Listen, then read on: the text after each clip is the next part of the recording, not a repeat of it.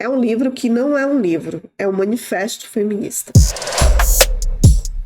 Fiquei impressionada com a forma que a Allende capturou a beleza dessas mulheres com suas palavras. É uma leitura profunda que me deixou com várias reflexões que hoje eu vou compartilhar com você. São contos reais e fictícios também, mas que fazem com que a gente entre na mentalidade feminina numa conversa como se fosse, sabe, você sentar para conversar com uma avó lúcida, aventureira, espirituosa. A Allende faz esse papel nesse livro. E a Allende faz esse papel em todas as suas obras. Fica até o final desse vídeo. Eu quero conversar com você sobre alguns pensamentos que me suscitaram após a leitura desse livro, e se fizer sentido para você, deixa aqui nos comentários o que você pensa sobre isso e o que você acrescenta mais.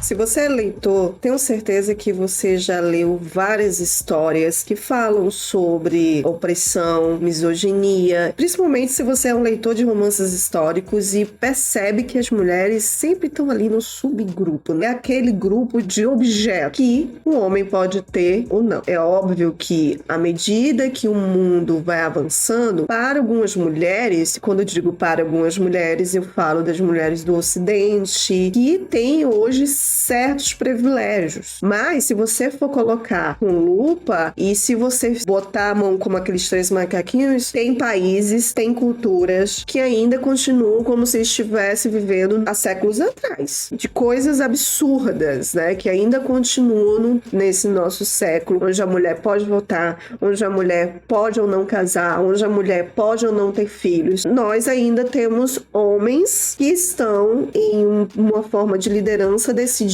sobre o que a mulher pode, e religiões junto disso, pode ou não fazer com o seu próprio corpo. Também temos nesse meio mulheres que incutidamente foram colocadas na sua mente a intriga sobre outras mulheres. Antes de começar esse vídeo, eu quero te dizer que tudo que eu tô falando aqui é baseado em coisas que eu leio, baseado nas minhas próprias experiências, e se você é mulher e tem outro tipo de opinião, pode colocar aqui nos comentários, de forma respeitosa, mas a gente tem que parar um pouquinho e aprender a ouvir a opinião contrária de outra pessoa. A opinião contrária não significa que a pessoa esteja querendo mudar a tua. E de fato, eu em nenhum momento, na criação dos meus conteúdos, quero mudar aqui a opinião de ninguém. Mas o meu maior desejo é que você tenha uma outra opção. E se você conseguir, se tiver essa lucidez e essa maturidade de, ok, você pensa dessa forma, eu entendo, mas eu continuo pensando dessa minha forma, porque é assim que eu vejo que tá certo. E tá tudo bem. Você segue e eu sigo também. Ao longo dessa minha experiência, que daqui a poucos dias chega a 4 décadas, eu fui sempre uma mulher que não acreditava na força de outras mulheres. Na minha adolescência, eu olhava para aquele homem que era forte, ele sabia estar. Eu não tinha referências femininas de saber estar. E saber estar é muito difícil, porque se você tiver um poder, esse saber estar se torna perigoso. Então, se eu não tinha referências femininas na escrita, embora minha família eram as mulheres que definiam as coisas, na minha família materna. Na minha família paterna era o contrário, tanto que meu pai foi o que trazia o pão muito cedo para casa de vários irmãos. Mas a minha família materna era diferente, embora meu avô da parte materna fosse um avô que sempre trabalhou, mas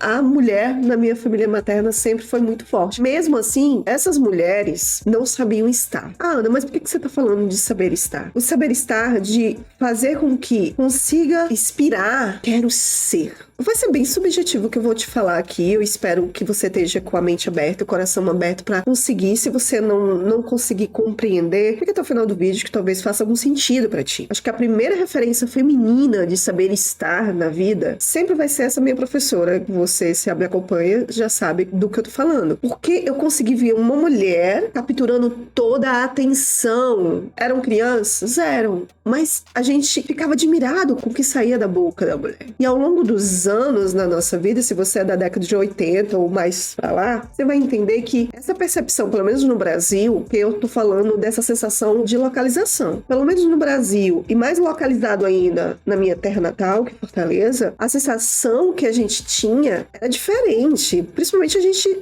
jovem. A mulher tinha que se moldar na vida do parceiro dela. Ah, mas se eu quisesse que o menino ficasse interessado em mim, eu tinha que ser desse jeito e de tal jeito. Então, esse modelar da sociedade naquele período fazia com que as mulheres olhassem para as outras mulheres, e eu não sei se isso era intencional ou não, com rivalidade. E essa rivalidade vem não foi só naquele período, eu tô falando do meu recorte de experiência de vida, mas a gente sabe que na história, se a gente for pensar de forma generalista, ou a mulher é a piada da história, ou ela é a vilã da história, ou ela é a motivação de muita coisa. A Lenda de Troia que nos diga. E com o passar do tempo, se você é uma leitora consistente, você percebe que teve uma virada ali, e aí eu vou falar da minha própria experiência, ali pelos 90, 2000, nas literaturas. Onde essas literaturas vinham com mulheres mais fortes, mulheres que não estavam ali submissas. Agora eu tô sendo generalista, tô falando de uma forma das personagens lutarem por o seu empoderamento. Tem várias questões e eu não vou me aprofundar nisso. Mas teve aí uma virada. E quando acontece essa virada, a minha sensação, eu posso estar sendo muito fora da caixa, eu posso estar sendo muito equivocada. A sensação que eu tive foi, ok, se eu não segurar na espada e ir em frente sendo uma amazona, não tô fazendo parte desse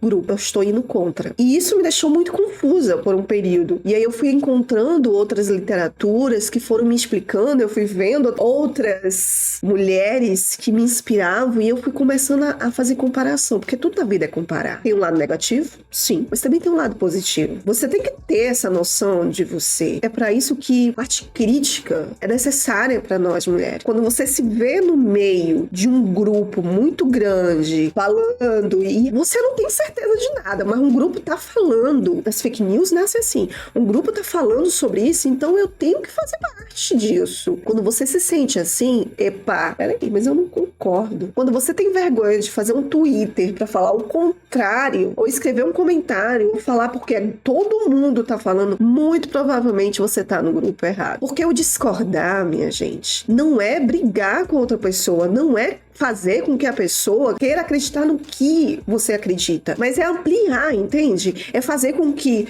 ok, mas por que você tá pensando assim? E aí você vai tendo um panorama desse teu pensamento diferente. Você começa a pensar, peraí, é isso. E aí você vai evoluindo. Isso sou eu hoje, 2023, acreditando que o mundo possa ser assim. E escritores como Isabel Allende fazem com que esse meu pensamento seja mais sólido. Eu acredito que tanto homens quanto mulheres podem estar ali em pé de igualdade. Eu não acredito que o mundo foi criado para os homens. E durante muito tempo eu baixava o joelho e dizia amém. Porque na própria Bíblia a gente tem essa discrepância. Muito doido isso. Mas à medida que você analisa, e não é só na leitura, é na vida, quando você olha os comportamentos das pessoas, quando você julga, e julgar tem muitas palavras que têm um peso no nosso dicionário, porque o contexto que elas são colocadas fazem você achar que tudo é errado. O julgar, aqui eu me refiro, mas vamos lá, vamos entender o que está acontecendo aqui primeiro, antes de eu bater o martelo e dizer que o julgamento acabou. Só se a gente pensar numa alegoria, o julgamento é feito com vários pontos de vista, jurados, o advogado de defesa, advogado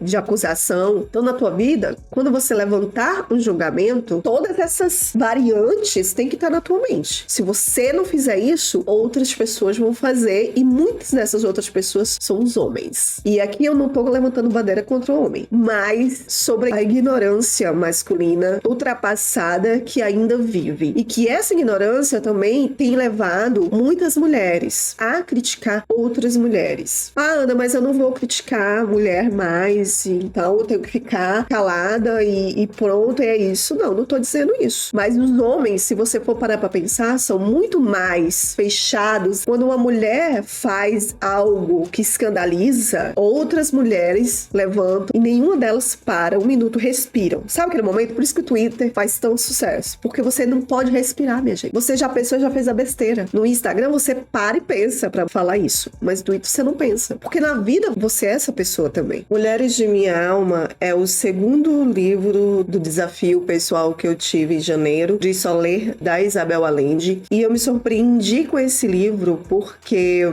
é um livro, você pode dizer que não ficção da autora, mas com aquela força luta e aquele feminismo, aquele ativismo que a Allende sempre coloca em todas as suas obras. É um livro esclarecedor, não é um livro que te joga goela abaixo sobre essa coisa do feminismo, não é um livro que você vá levantar bandeiras desnecessárias, mas é um livro franco, uma conversa franca que você teria com uma mulher que eu vejo de uma inteligência intelectual fenomenal e uma elegância intelectual. Eu já falei aqui, falo sempre nos sprints, como a escrita da Allende é inteligentíssima no sentido de que ela vai direto ao ponto para certas mulheres. Ela fala com diversos níveis de consciente feminino, você vê isso nas obras da Allende, muito claro. O nível de consciência feminina que você tiver naquele momento da tua vida, você vai ter essas mulheres para você sentir identificação e compreender. E esse nível que a Allende coloca nesse livro, e que eu já havia sentido nas suas outras obras, eu consigo ver mais claro quando ela fala de várias mulheres que a inspiraram, como ela vai se descobrindo feminista. O feminismo que a Allende discorre aqui é o mesmo feminismo que eu, sem saber, abraço. É um âmbito mais filosófico. Não tô aqui dizendo que você ir protestar nas ruas não é válido, mas existe um outro ponto que também é válido, que é fazer com que essas mulheres que ainda não têm uma consciência naquele momento consiga compreender, porque existem mulheres, e eu estava nesse grupo, que não conseguem academicamente conhecer de forma profunda esse termo, que não conseguem entender como isso impacta na nossa vida. E essa escrita da Allende vem como aquela lâmpadazinha que acende, com essas alegorias, com essa didática dela, muitas vezes como soco no estômago, ela consegue fazer com que essas outras mulheres que não têm essa consciência ainda aflorada consiga compreender no nível que ela está. Esse livro, na edição que eu li, ele tem um pouco mais de 204 páginas. Não pense que porque é um livro pequenininho, que não tem muitos ensinamentos aqui. É uma coletânea de contos, né, de várias mulheres, onde ela consegue mostrar pra gente em que ponto de feminismo e o legado que essas mulheres, cada uma à sua forma, foi deixando. Foi o meu primeiro 5 estrelas desse ano, mais do que um livro de contos ou um livro de não ficção, se você quiser colocar dentro de uma caixa. O meu manifesto feminista, que a Allende escreveu, e eu acho que se você é mulher, se é homem também, seria interessante ler, mas eu creio que vai ser efetivo para você, mulher, para entender alguns conceitos que são difíceis de pegar, falam esses conceitos no âmbito acadêmico, mas para ver como você pode ser feminista aí no seu cantinho. Você pode ser responsável com sua bagagem, com sua história, pode estar fazendo ou pode fazer com que as mulheres que estão ao teu redor se sintam inspiradas. Seja você, não é isso? A mudança que você quer ver no mundo. Além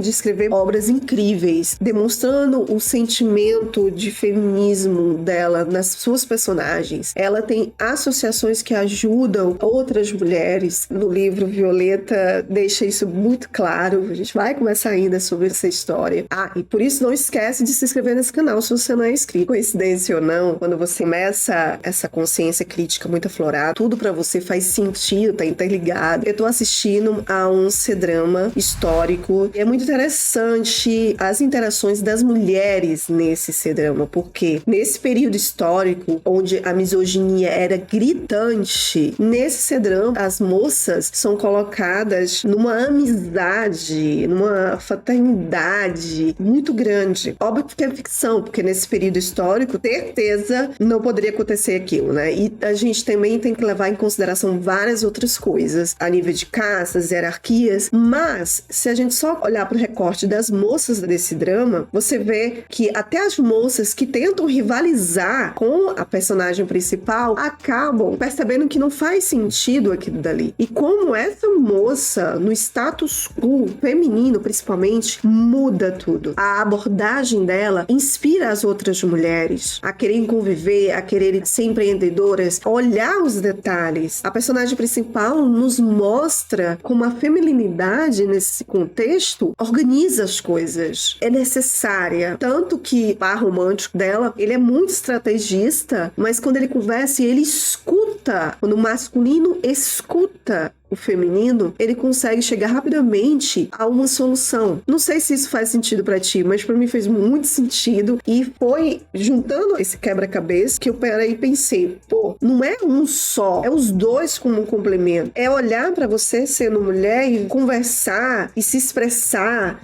e ser amiga de outras mulheres. A tal da sororidade é isso. É você começar a compreender essas mulheres. Vai ter uma sempre que não vai entender isso. Mas não seja você a primeira a jogar a pedra. Comece por aí. Não seja você a escrever. Eu tô falando aqui de forma digital, mas pense no off. Não seja você a primeira a levar uma picuinha para outra pessoa. Nas minhas lives eu sempre me conta uma fofoca literária. Mas aquilo dali não é de forma pejorativa. Não é fazer intriga. Não é fazer com que essa narrativa prejudique outra pessoa. Não seja você essa pessoa. Faça uma autorreflexão da sua vida, das mulheres que te cercam. Veja o que você está contribuindo para essas mulheres. E se você perceber que não está contribuindo, faça um esforço, que eu sei que não é fácil. Você sair desse individualismo ou você se olhar, perceber a sombra que tem em você. Mas faça um esforço. E seja como a Isabel Allende é na vida de muitas mulheres por aí fora. Eu posso dizer por mim, um ponto de luz intelectual, financeiro, moral, mas esteja apoiando outras mulheres. Não vá num grupo de que